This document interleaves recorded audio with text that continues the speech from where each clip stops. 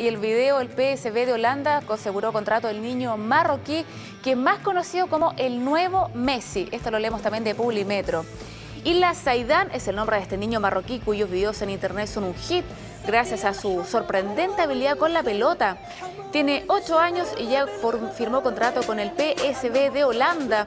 Su habilidad técnica con la pelota sedujo al club holandés, que buscó asegurar al prometedor crack antes de que otro club.